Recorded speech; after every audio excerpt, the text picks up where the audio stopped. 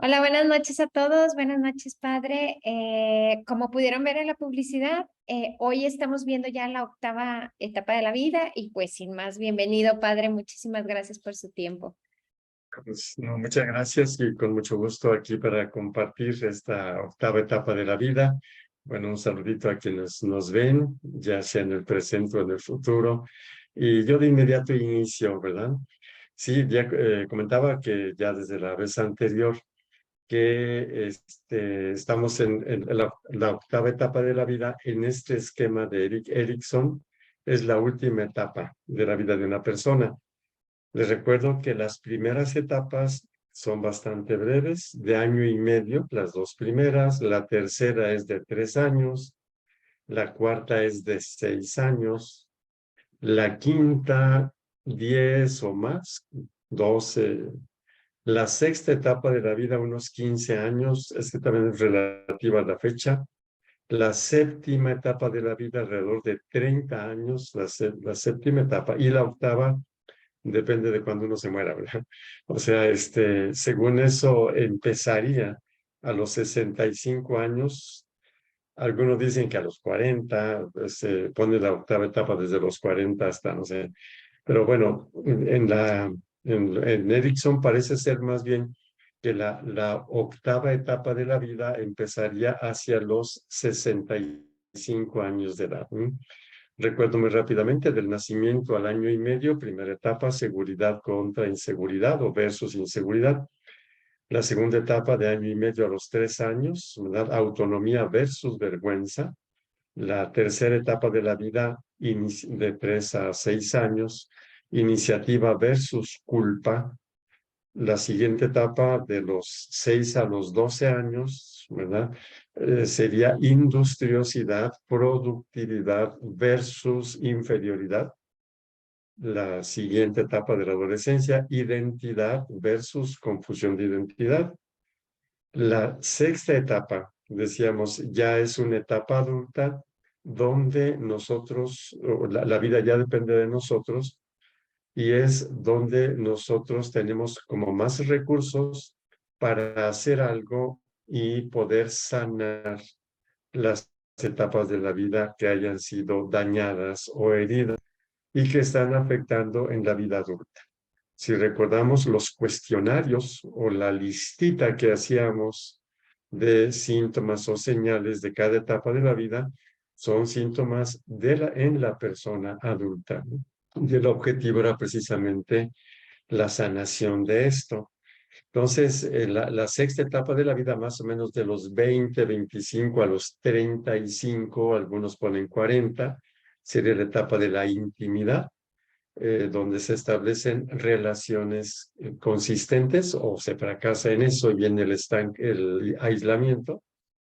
La séptima etapa de la vida que vimos hace 8 días, más o menos de los 35 a los 65 años, y digamos ahí el grande reto es la generatividad.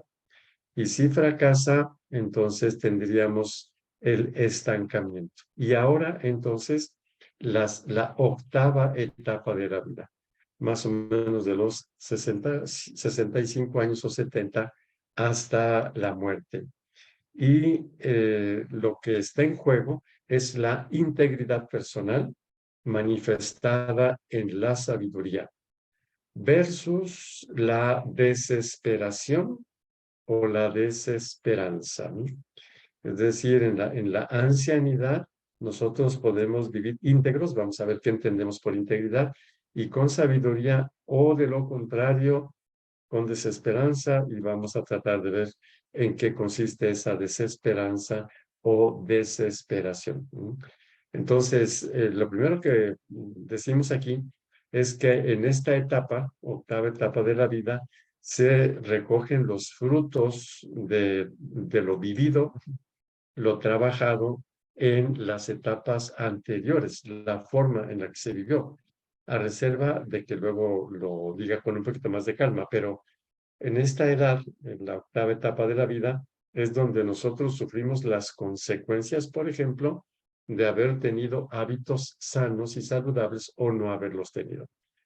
Ya lo habíamos comentado un poquito la semana pasada y hoy con más razón, porque digamos que resulta algo más evidente. Vamos a poner así, después de los 40, ¿verdad? De los 40 años, mucha gente dice que aparecen los nunca, ¿verdad? Que nunca me había pasado. Bueno, allí va disminuyendo, lo decíamos la semana pasada, van disminuyendo las capacidades del cuerpo. Entonces, las personas que tienen una vida saludable van saludables, vamos a decir así, y quien no va teniendo deterioros cada vez mayores. Al llegar a la octava etapa de la vida es donde hay muchas más diferencias entre unas personas y otras, ¿verdad? Puede ser que haya personas de 60 o más años que sigan siendo deportistas, ¿no? Tenemos por ahí algunos videos, ¿no? De, por ejemplo, en Inglaterra hay talento, pues una señora de 80 años que hace un baile impresionante con su maestro de baile, o una señora de 90 años que todavía hace gimnasia, es decir, en las barras y todo el asunto, son 90 años, ¿sí?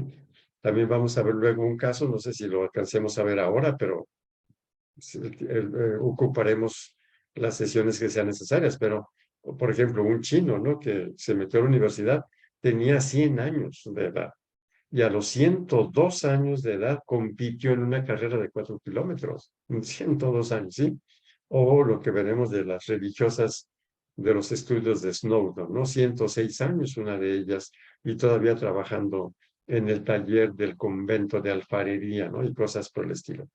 Entonces, una de las cosas que resultan más evidentes en esta octava etapa de la vida son las diferencias, ¿sí? Entre las personas, vamos a decir así. Entonces, digamos que en esta etapa se recogen los frutos en todos los sentidos, incluyendo en el aspecto físico o digamos así, la salud, ¿no? Entonces, aquí es donde también se van a dar los frutos de quienes se interesaron por las personas, se interesaron por las cosas valiosas en su vida y quienes no lo hayan hecho. Igualmente también aquí, en esta etapa, es cuando recogemos los frutos de habernos adaptado a los cambios, a las circunstancias, ¿sí? De haber superado desilusiones, ¿verdad? Y otro tipo de cosas. Muy diferente a quien fue flexible ante los cambios, a quien superó desilusiones y cosas semejantes, y a quien no lo hizo, ¿verdad?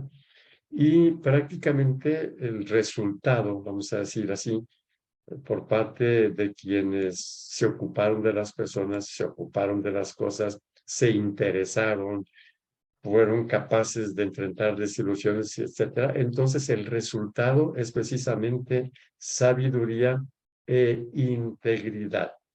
Y decimos una cosita que puede considerarse como común a la sabiduría y a la integridad, y es el hecho de haber captado el sentido profundo, ¿sí? De todo lo vivido, ¿sí? De cualquier experiencia de la vida, incluyendo el deterioro físico, ¿no? Es decir, nosotros vamos experimentando pérdidas, o sea, de capacidades. Habíamos comentado ya también que esto se empieza a percibir en la etapa anterior, ¿no?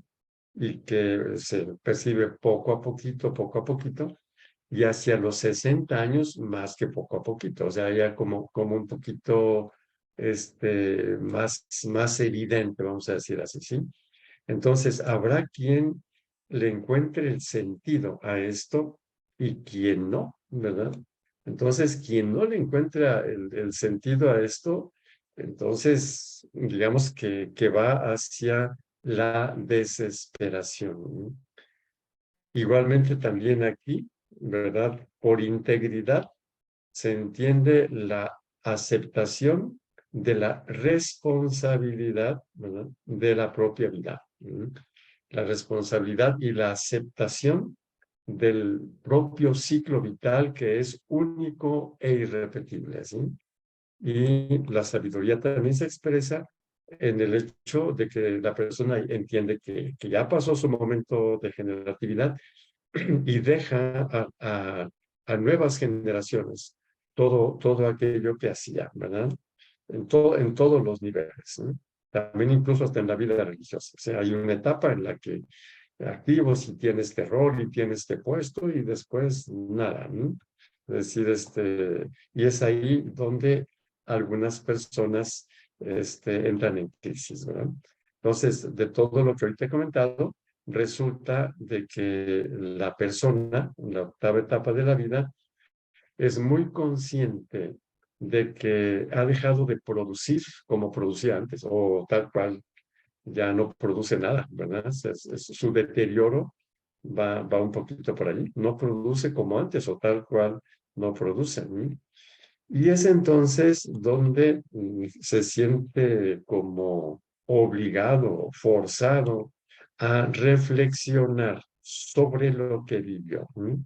Sobre el rumbo que ha llevado en su vida hasta el momento presente, ¿sí? Hasta ese momento. ¿No? Se considera, perdón, si considera que ha hecho lo que debía y que lo ha hecho bien, entonces es muy probable que acepte su existencia como algo valioso, ¿no? Y experimente la satisfacción de lo vivido, ¿no? Si esto sucede así, entonces desarrolla sentimientos de satisfacción o integridad, ¿no? Pero si cree que no ha logrado lo que quería o no se han cumplido sus aspiraciones y constata que las etapas anteriores quedaron frustradas, ¿sí? Fueron insatisfechas, se da cuenta de que ya no tiene las energías que tenía antes, que ya es muy difícil recuperar el tiempo perdido. No es imposible, ¿verdad? Hay quien hace algo, pero quien, digamos así, no sanó las etapas anteriores, es probable que no reaccione, ¿sí?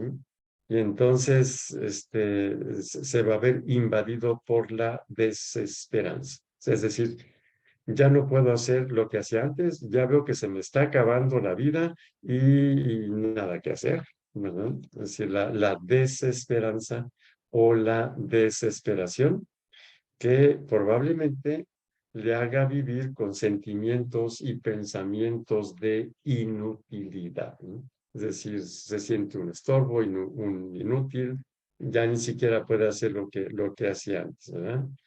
En el peor de los casos, puede ser que intente hacer cosas propias de gente más joven, ¿no? Es decir, el viejito que se viste como un chavo, ¿verdad? Y bueno, pues claro que no se ve como un chavo, ¿verdad? Se ve como un viejito ridículo, ¿no? Pero no como un muchacho, ¿sí?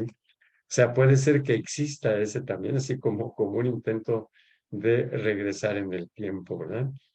En estas condiciones, entonces también, pues imagínense que tiene una idea insatisfactoria de lo vivido y luego ya ve cerca la muerte, ¿sí?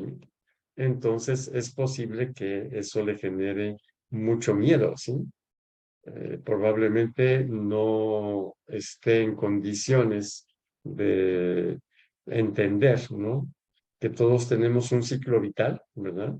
Y que ese ciclo vital tiene un término, ¿verdad? Y todo esto que estoy comentando ahora es lo que de alguna manera generaría la llamada desesperación, ¿no? Entonces puede ser que, digamos, en este sentido se vuelva gruñón y se vuelva amargado, vamos a decir así, ¿sí? Entonces, esta es la descripción de la octava etapa de la vida, ¿sí? Es decir, una persona puede estar satisfecha de lo vivido, ¿sí? A, a pesar de que haya habido situaciones muy difíciles, pero que las sanó de alguna manera. Y es posible que después de decir estas 8 etapas, quizá nos detengamos un poquito en esos procesos de sanación, ¿verdad? ¿Lo hizo? Entonces su vida tendrá sentido, le encontrará sentido a todo lo vivido, ¿no? Y habrá aprendido, sobre todo de las experiencias, y es lo que se llama sabiduría. Y esa satisfacción, sentirse integrado, pues es la integridad. De lo contrario, como lo comentaba hace un momentito, vendría la desesperación. Ahora, decía hace un momento que digamos, no necesariamente nuestra infancia fue sana, seguramente la mayoría hemos tenido heridas en las etapas infantiles, pero es posible que hayamos hecho algo en forma explícita y directa para sanar o no, simple y sencillamente buscamos, encontramos soluciones, reparamos algunas cosas de nuestra persona y quizá sin darnos mucho cuenta, pero porque le pusimos ganas, entonces hemos sanado. Sin embargo, quisiera en este momento hacer un breve recorrido de cuáles son las virtudes típicas de cada etapa de la vida, ¿no? Para poder de alguna manera describir lo que es la integridad de un anciano o de alguien que vive en la octava etapa de la vida y la sabiduría. Les recuerdo muy rápidamente, ¿sí? La primera etapa es la seguridad, ¿no? Entonces, imagínense ustedes una persona que tiene 70, 80 años y es segura, o sea, sabe de su deterioro, sabe de los límites que tiene, los usa con sabiduría, ¿sí? Y entonces su vida procede con seguridad emocional. La segunda, autonomía, ¿verdad? De la cual la virtud, diría Erickson, es la voluntad. Es decir, son personas que se saben dueñas de su vida, limitadas y todo lo que ustedes gusten, sí, pero saben que no son víctimas del destino y de cosas por el estilo, sí, han recuperado la autonomía que les hace responsables de su vida, vamos a decir, si no culpan a los otros, miran más como está, ¿sí?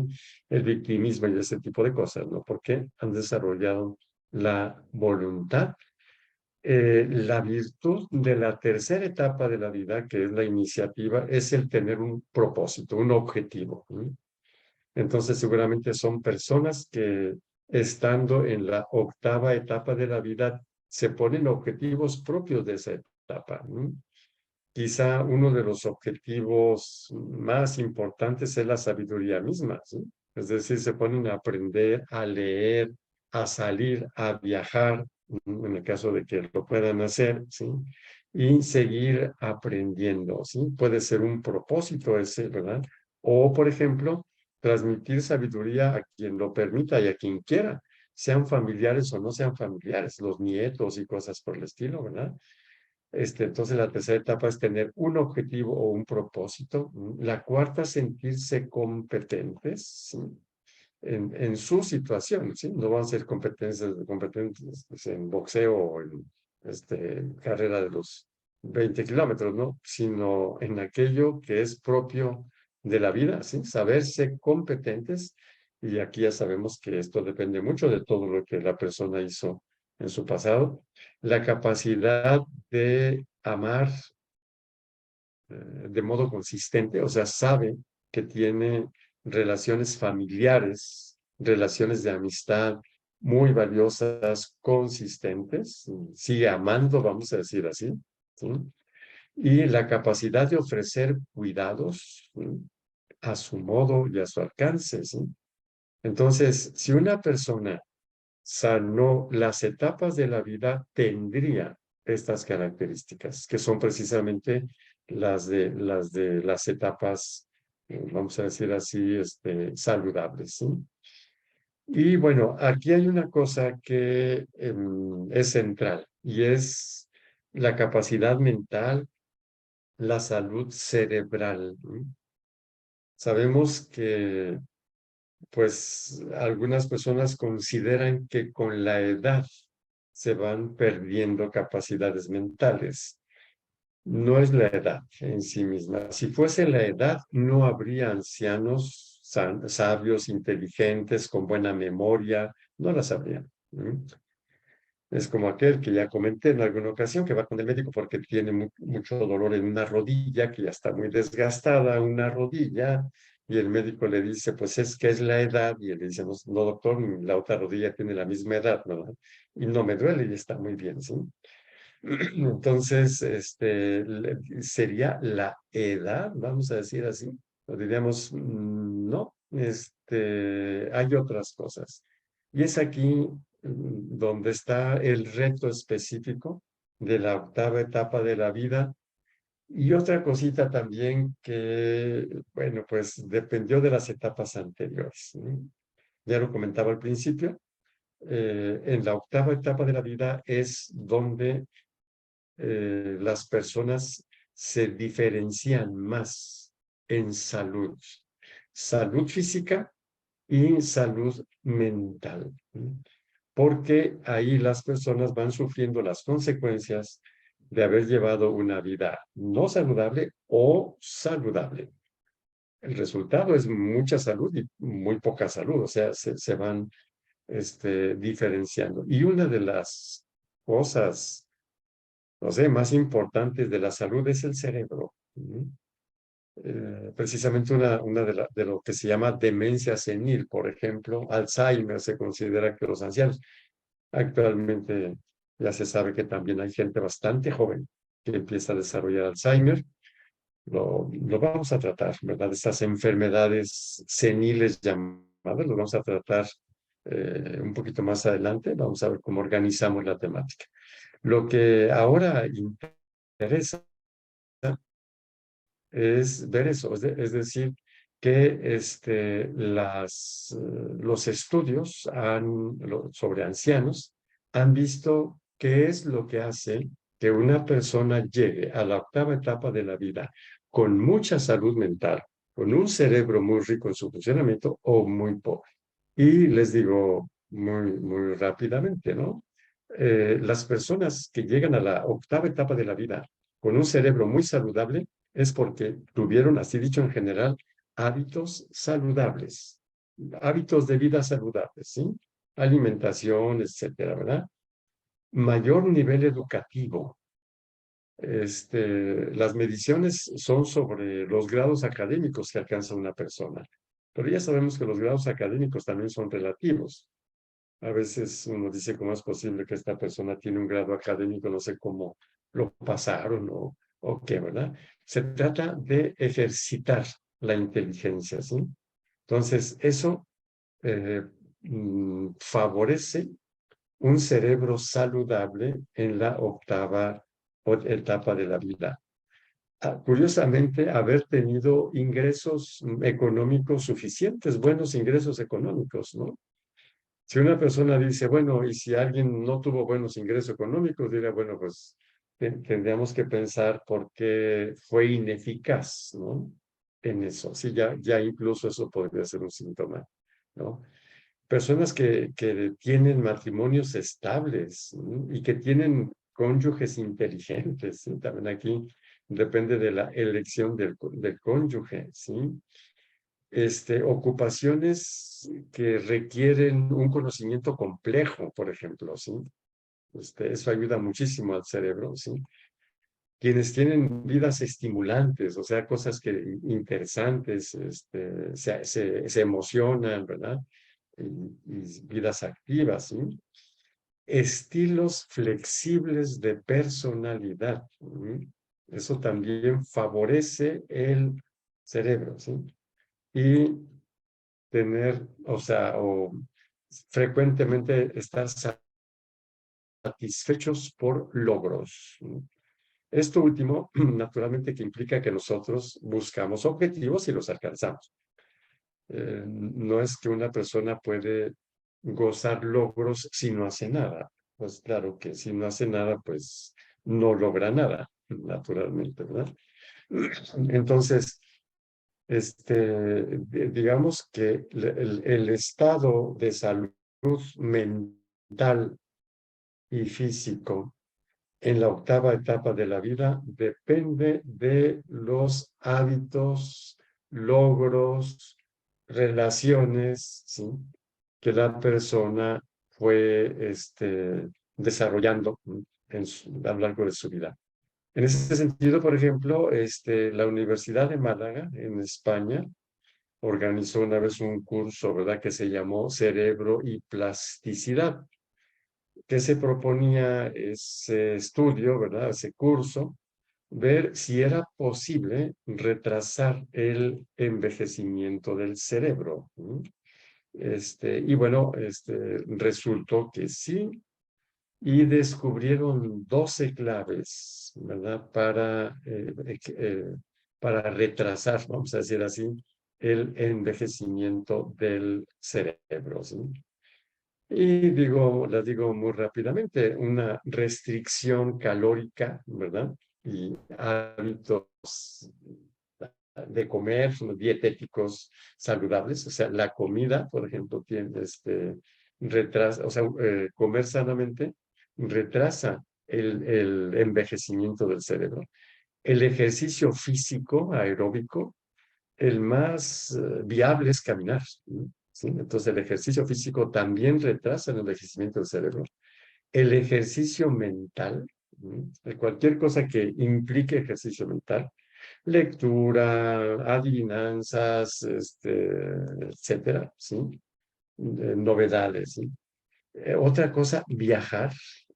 Viajar retrasa el envejecimiento del cerebro, probablemente porque las personas que viajan conocen, o sea, están abiertas a nuevas cosas, ¿verdad?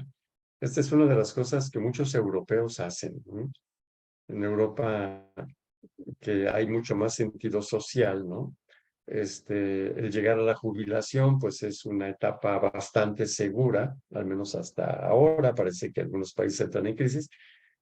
Personas que se jubilan y organizan viajes, conocen, ¿sí? Conocen, ¿no? Y eso también es una cosa que retrasa el envejecimiento del cerebro.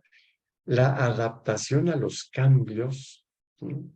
Es decir, que bueno, a mis tiempos, pues sí, pero ya no, a nadie le interesan mis tiempos ya. Entonces, los tiempos ahora son estos, entonces, sí, lo asumen y se adaptan, ¿no? Entonces, la flexibilidad a los cambios sociales también retrasa el envejecimiento del cerebro. El no vivir solos, si, las personas que viven solas, a menos que esa soledad sea muy rica, pero en cuestiones humanas, pero en general vivir solo sí deteriora un poquito el cerebro. Algo que favorece, que retrasa el envejecimiento del cerebro es no fumar. O sea, fumar, pues bueno, no es ventajoso para el cerebro, ¿verdad? Retrasa el envejecimiento del cerebro la capacidad de manejar el estrés. Si nosotros no somos capaces de manejar el estrés y estamos estresados más de la cuenta, perjudicamos, bueno, muchas cosas, y entre ellas nuestro cerebro, ¿sí? Dormir bien, dormir el tiempo suficiente y dormir bien, esperando tener todo apagado, o sea, que no haya luz, ¿verdad? Si no hubiera nada, fabuloso, pero bueno, ¿sí? Evitar los derrumbes emocionales o quedarse derrumbado, ¿sí? Cuando hay un derrumbe emocional. Otra cosa que se descubrió que retrasa el envejecimiento del cerebro es la gratitud. ¿Sí? Las personas agradecidas, ¿sí? Favorecen, ¿sí? La salud del cerebro, la gratitud con la vida, o sea, la gratitud con mucha gente, pero también la gratitud con la vida, ¿sí? Estas son las cosas que encontró la Universidad de Málaga, ¿sí? Que retrasan el envejecimiento del cerebro. Ven ustedes que tiene que ver con el estilo de vida, opciones que uno va haciendo, ¿sí? Y aquí entonces, como les comentaba, la diferencia fundamental es el cerebro. O sea, ¿qué le va pasando a nuestro cerebro conforme va pasando el tiempo, ¿sí? Sabemos que el cerebro puede producir, bueno, el sistema nervioso, el cerebro también puede producir nuevas neuronas. y que las nuevas neuronas se producen cuando la persona trabaja su mente, ¿sí? Si no, pues va a ser difícil que produzca nuevas neuronas. Y lo que ya se sabe es que en cualquier edad, también en la ancianidad, es posible que nosotros mejoremos nuestro cerebro. El problema de la ancianidad es que cuando una persona no tiene esos hábitos, el problema es el crear el nuevo hábito, ¿sí? Muchas personas lo ven con mucha dificultad, no es imposible, pero lo ven con mucha dificultad y renuncian, ¿sí? Entonces, esto. Luego, pues hay también otros estudios que van confirmando lo que ahorita he comentado, ¿sí? Quisiera empezar a aterrizar esta presentación, vamos a decir así, con algunas frases de sabiduría, porque hablamos de sabiduría, es difícil definirla, bueno, intento una definición. La sabiduría es la integración de los diferentes conocimientos que tenemos, o sea que no están aislados, están integrados e integrados con la vida. ¿Sí? Una persona que estudie mucho y se sabe mucho las cosas, pero que su vida sea desastrosa, es una persona muy erudita, mas no sabia. Entonces, repito, la sabiduría implica que lo que nosotros sabemos lo entendamos integrado, ¿sí? Y traducido en la vida, ¿no? Entonces, eso. Pero probablemente también como lo hacen los sabios, las frases cortas, ¿no?, probablemente sean el mejor ejemplo de sabiduría. En ese sentido, aquí sí voy a hacer una presentación. Mm, a ver, lo que ahorita estaba comentando, y quisiera presentar estas frases. Luego hacemos un aterrizaje y vemos si hay alguna reacción o no.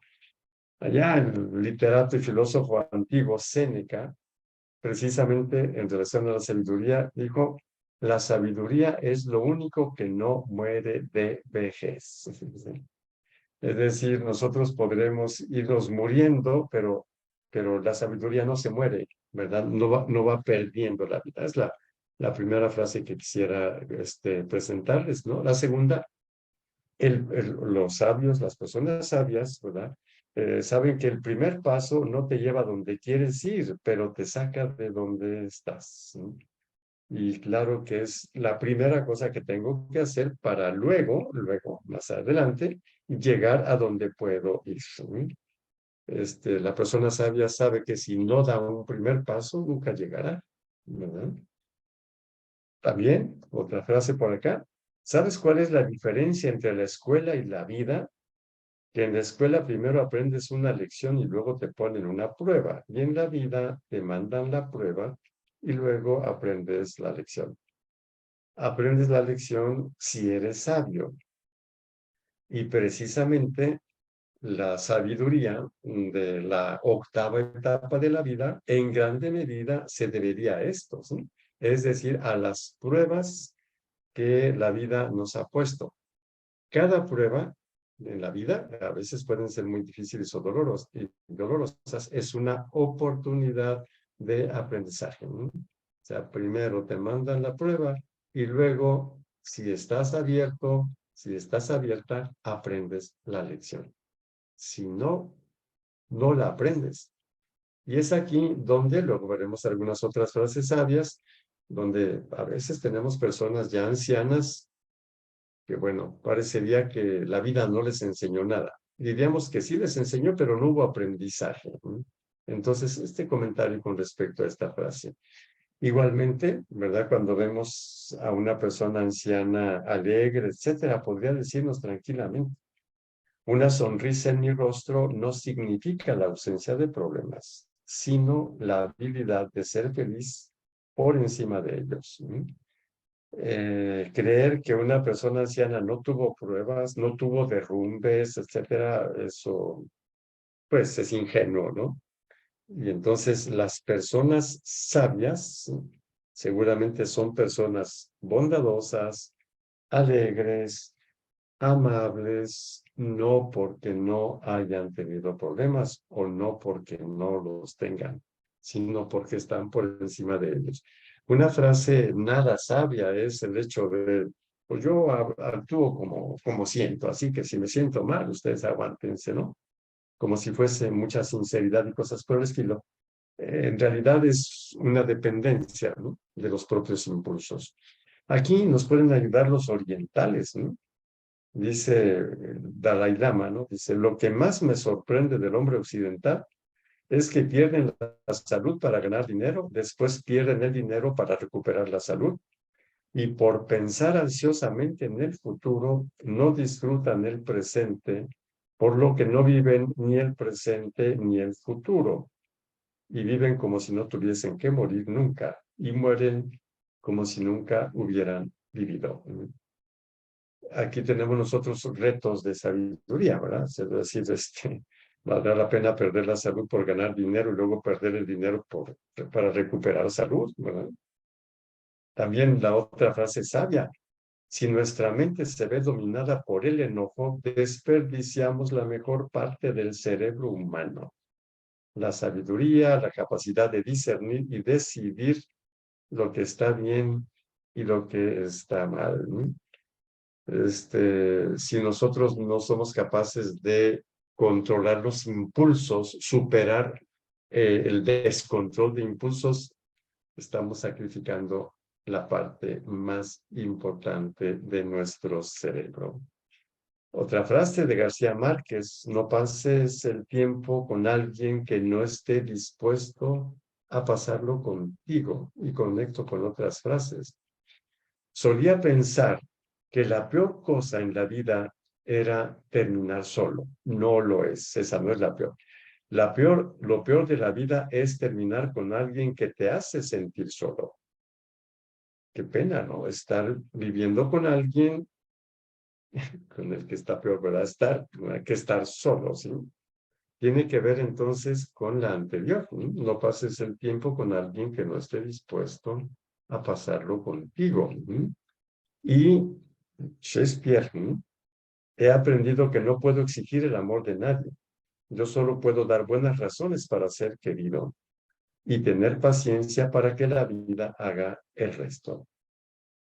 Nosotros no podemos obligar a otra persona que nos ame. No podemos. Lo que sí podemos es ser buenas personas, amables, es decir, que nos puedan amar, ¿verdad? Y el resto lo hace la vida, los otros, vamos a decir así. Una persona sabia sabe que no puede obligar el amor y que cuando lo intenta obligar le sale peor. No hay como ser una buena persona, ser una persona amable, comprensiva, cercana, ¿sí? Y bueno, habrá otras frases que nos ayuden a entender esto, ¿sí? Poco pegado a esto mismo, como dijo Woody Allen, las cosas se dicen, no, perdón, las cosas no se dicen, se hacen, porque al hacerlas se dicen solas. Es muy necio estar hablando de uno mismo, de todo lo bien que uno hace y la gente mira así, puede ser muy necio eso, muy antipático. Dice, no, no, no. Si tú haces bien las cosas se dicen solas, no necesitas añadirle nada. Y lo mismo la frase de Einstein. Si quieres entender a una persona, no escuches sus palabras, observa su comportamiento. Si una persona me habla muy bonito, me baja la luna y las estrellas y me promete no sé cuántas cosas y no las cumple, entre lo que dice y lo que hace, ¿qué es lo verdadero?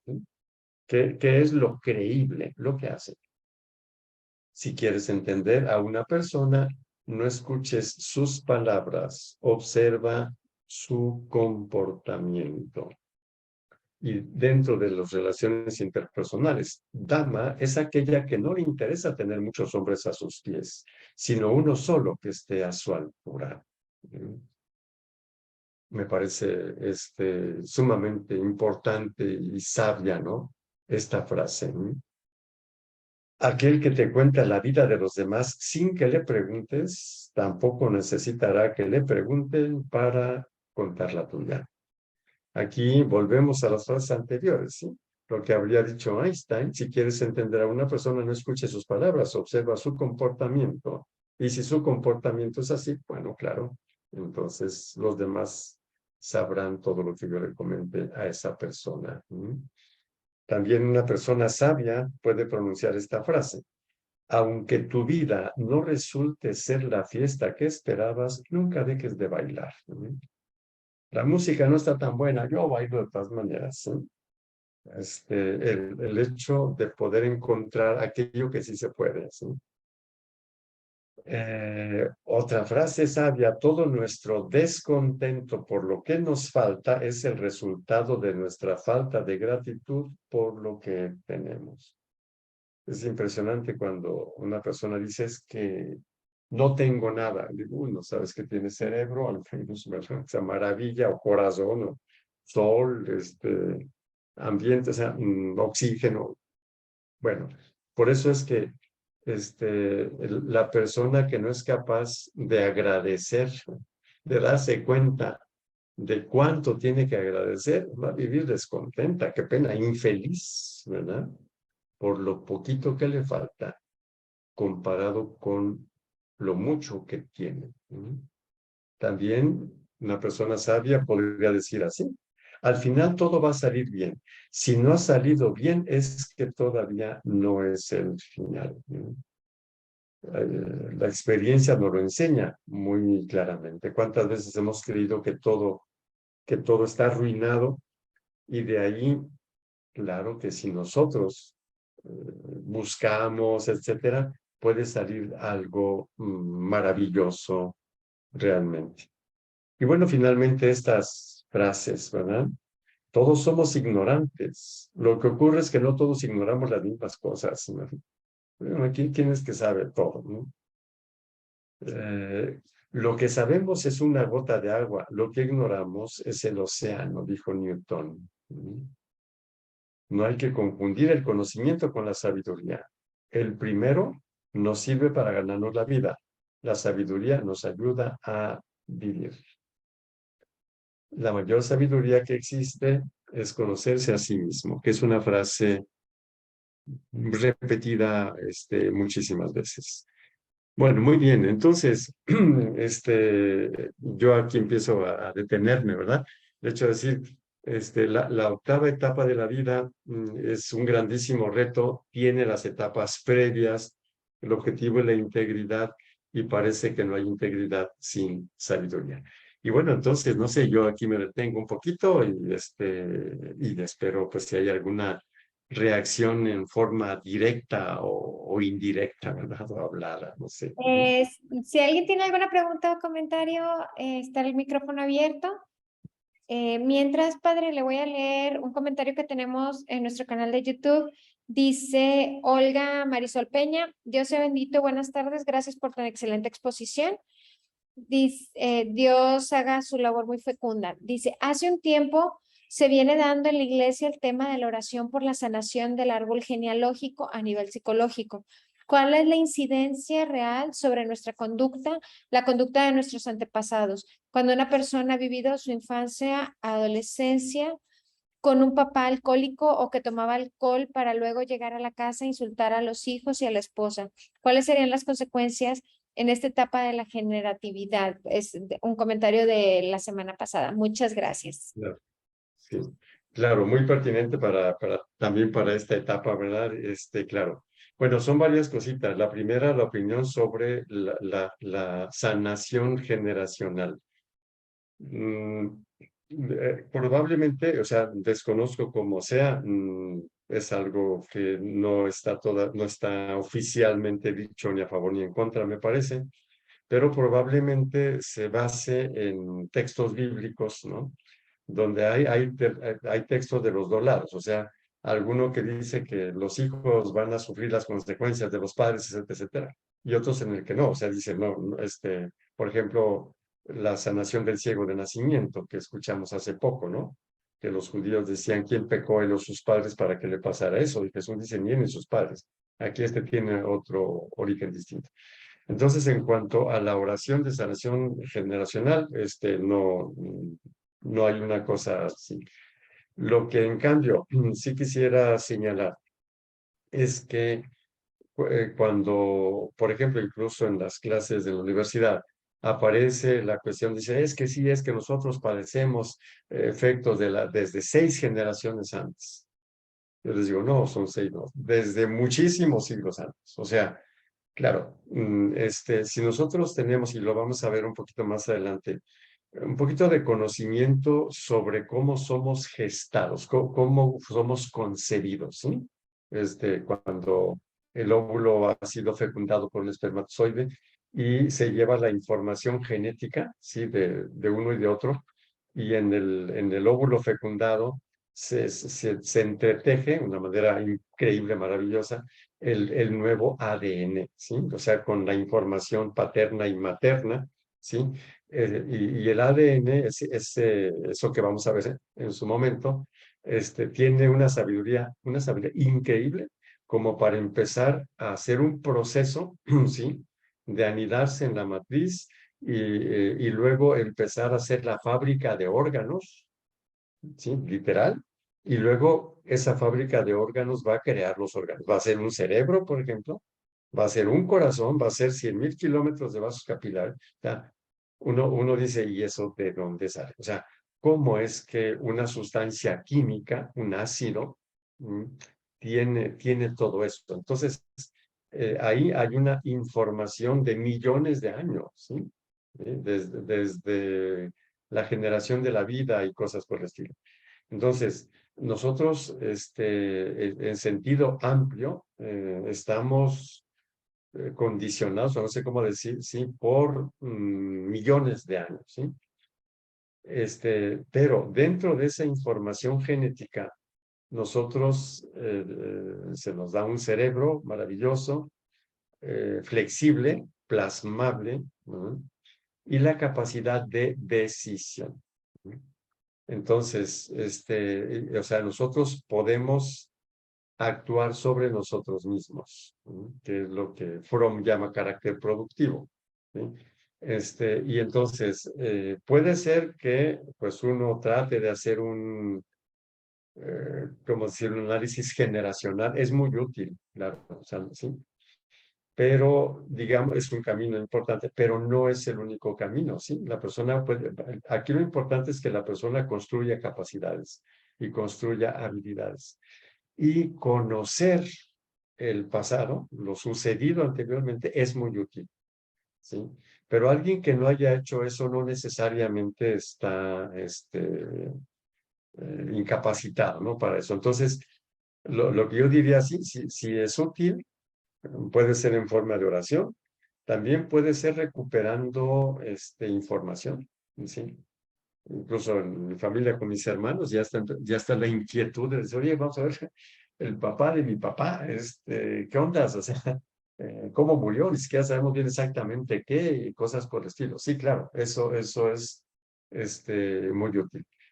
Pero insistiría en que si una persona no tiene la oportunidad de un acompañamiento para recuperar, etcétera, etcétera, lo que sí tiene es esta capacidad de darse cuenta, ¿sí? Y de hacer algo por ello, ¿sí? Tenemos muchísimos testimonios de ello, ¿sí? Por ejemplo, de santos también, y prácticamente las propuestas psicológicas de sanación de las etapas de la vida no necesariamente implican eso generacional, ¿sí? Yo sí lo recomiendo las terapias generacionales. Desconozco la oración, sí conozco una persona que un poco sigue ciertas misas de un padre colombiano por ahí, de apellido Rocha, si no me equivoco, parece que ayuda. Otras cosas a lo mejor podemos no compartirlas mucho, Y sí, parece que al menos de lo que escucho, lloran como que sí puede ayudarles, ¿verdad? Nada más lo único que señalaría es que no es una cosa indispensable, hay ese camino y hay también otros. No sé si respondí a la pregunta, si más o menos tuve en cuenta todo lo que señaló la persona que hizo esta pregunta. Creo que sí, padre, porque hablaba de un papá con Ah, alcoholismo. sí. A ver, ¿puedes repetirme, por favor, esa parte del alcoholismo, etcétera? Claro que sí. Dice, ¿cuál es la incidencia real sobre nuestra conducta, la conducta de nuestros antepasados, cuando una persona ha vivido su infancia y adolescencia con un papá alcohólico o que tomaba alcohol para luego llegar a casa a insultar a los hijos y a la esposa? ¿Cuáles serían las consecuencias en esta etapa de la generatividad? O sea, de ellos como Ok, hijos de un papá así. sí, sí, claro. Bueno, yo diría muy rápidamente el abandono. O sea, un padre alcohólico se está atendiendo a sí mismo. Podemos ser muy comprensivos si gustan, a lo mejor su infancia, lo que ustedes gusten, pero en el rol de padre, cuando está alcohólico, él no piensa en los otros, ¿sí? Está anestesiando su propio malestar. Ujú. No nos pronunciamos sobre qué tan dramática fue su vida, pero el hecho es ese. Entonces, la primera cosita es que sufre abandono, ¿sí? Los hijos, mientras más pequeños están más abandonados y a la deriva del papá. Segunda cosa, el cerebro pequeño, niño pequeño, no puede entender un poco eso y ve la cosa bastante caótica. ¿Mm?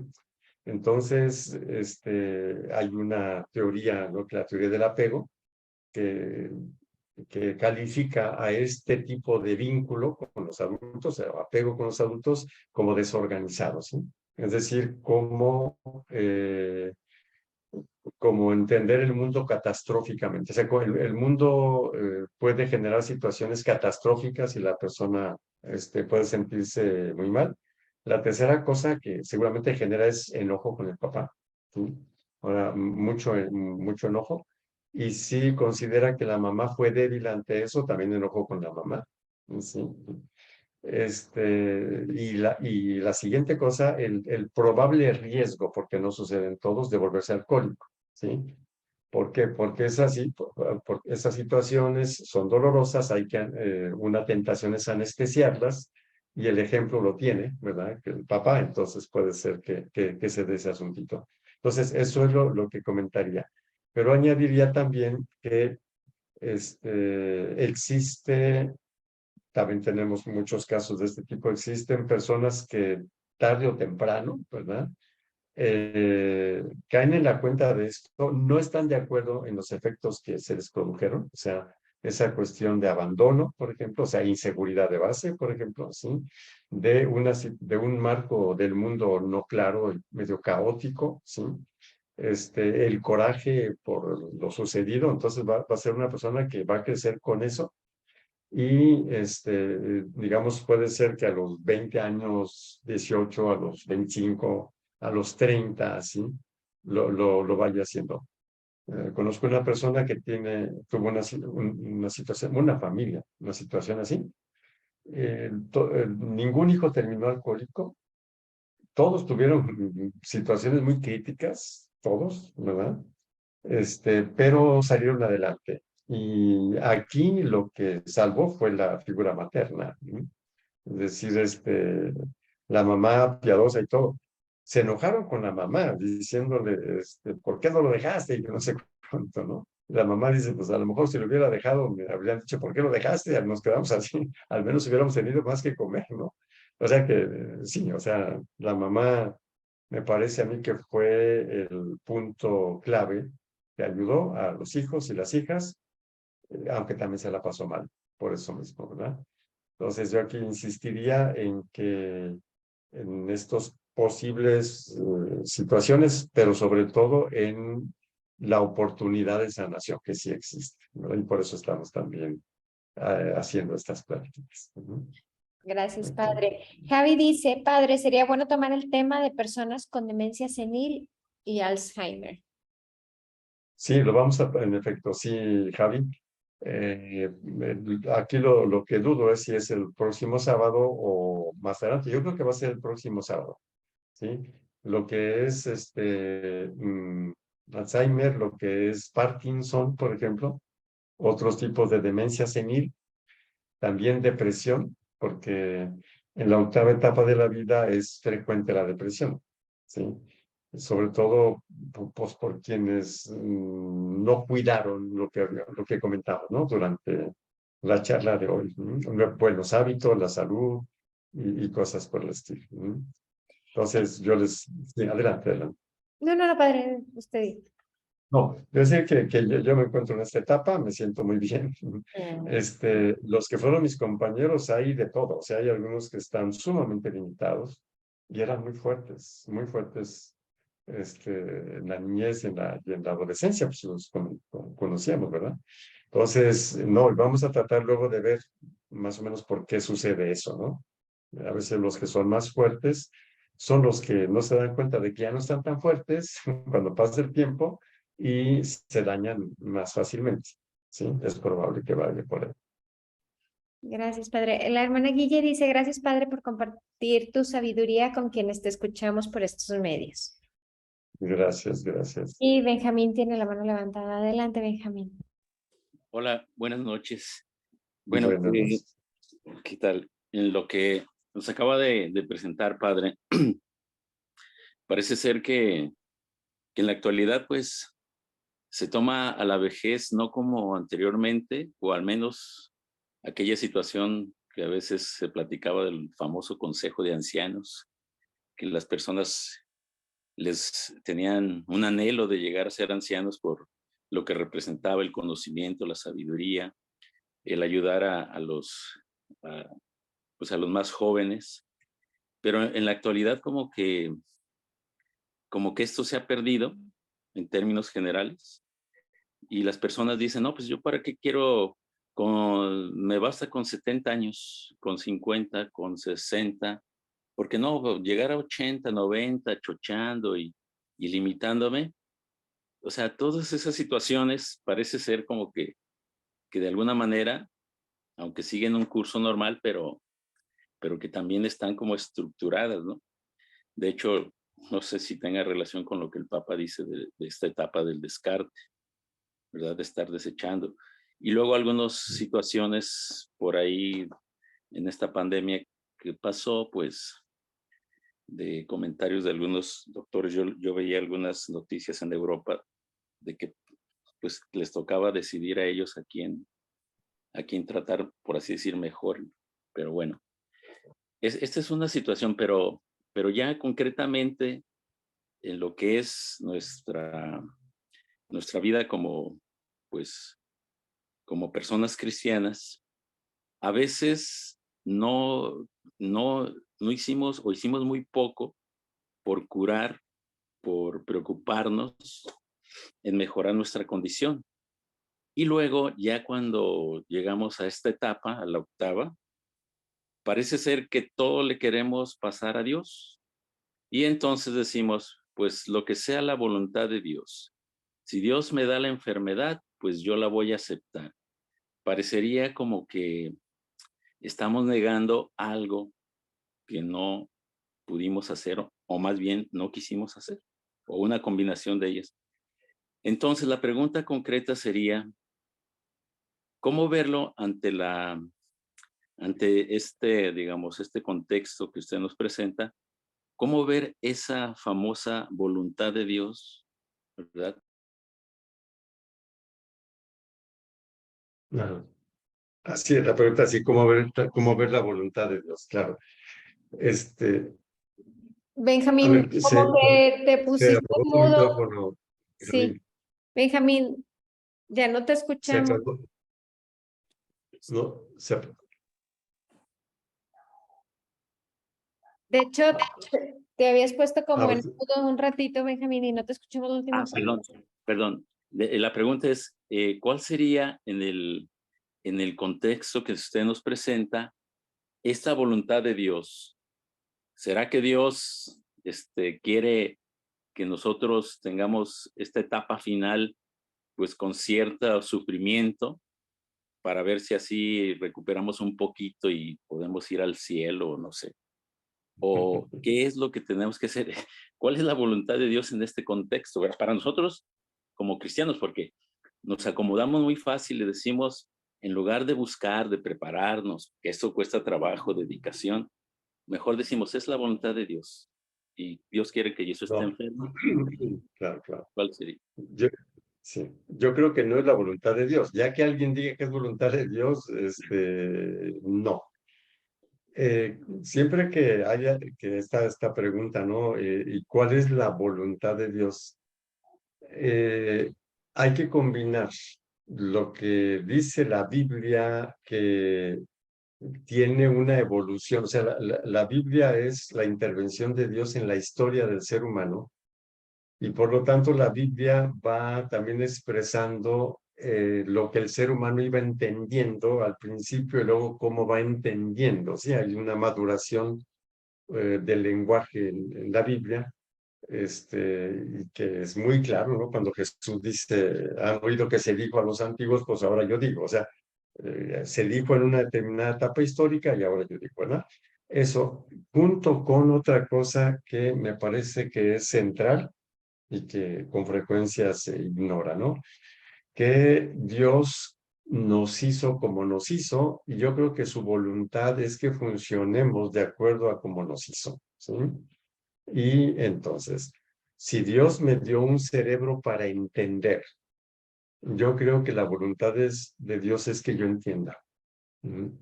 Entonces, pero resulta, como ya lo comentamos el día de hoy, que nuestro entendimiento es progresivo también. O sea, si yo fui entendiendo las etapas anteriores, o de algún modo hice algo para sanarlas porque entendí que, etcétera, entonces la voluntad de Dios es que yo entienda la etapa en la que me encuentro. Si no la entiendo, entonces, bueno, pues no digo que Dios me vaya a condenar, pero no hice lo que Dios quiere que yo haga, que use los regalos que Él me dio. Y uno de los regalos importantes se llama cerebro, ¿verdad? Entonces, pienso que esa es la voluntad de Dios. Y el no encontrar sentido a la vida y no entiendo por qué me pasa y no acepto, etcétera, sería precisamente no haber cumplido la voluntad de Dios, no en ese momento solo, sino también desde antes, ¿sí? Creo que una de las cosas, y esa fue un poco la finalidad también del día de hoy, una de las cosas más importantes es que la octava etapa de la vida no se puede entender aislada. Está la octava etapa de la vida. La octava etapa de la vida es una continuidad de las otras, de las anteriores, ¿no?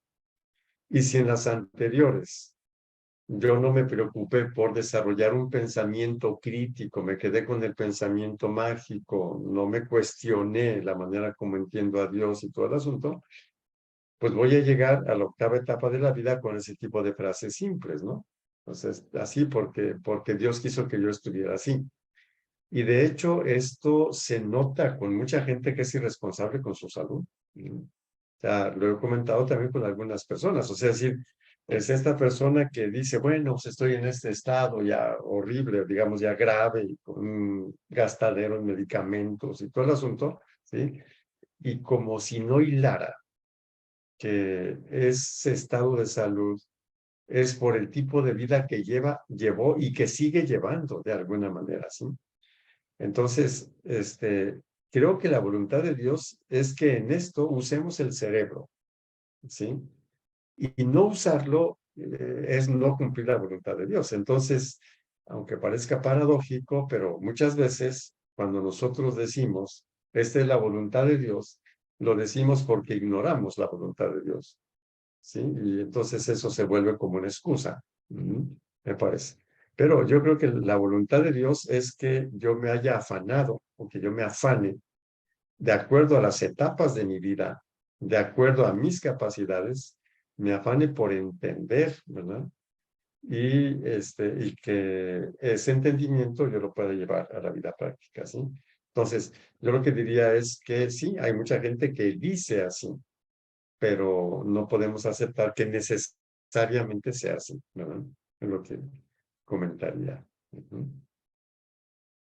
Gracias, padre. No sé si alguien más tenga algún comentario. Si ya no hay comentarios, pues muchísimas gracias, padre. Y recuerden, si como dijo el padre, si nos están viendo en el futuro, si tienen algún comentario, pregunta o aclaración, nos la pueden hacer llegar y con mucho gusto la leemos con el padre para que ya sea que él la conteste en ese momento o en la siguiente plática. Claro. Y Muchi- entonces, en principio, claro, la semana que viene podemos ver las enfermedades seniles, ¿sí? O sea, pues para entenderlas, en primer lugar, y seguramente para prevenirlas, ¿verdad? Sí, lo más posible, ¿verdad? Pues muy Claro. bien, pues que sigan felices y ya seguiremos con nuestros, platiquitas, ¿verdad? Esperando que sean. ¿Sí? Muchísimas gracias, padre. Muchas gracias a todos. Que pasen buenas noches. Que pasen buenas noches, que sigan felices. Nos vemos el próximo sábado, si Dios quiere. Igualmente, gracias, padre. Hasta luego a Gracias. todos. Que pasen buenas noches. Buenas noches. Gracias.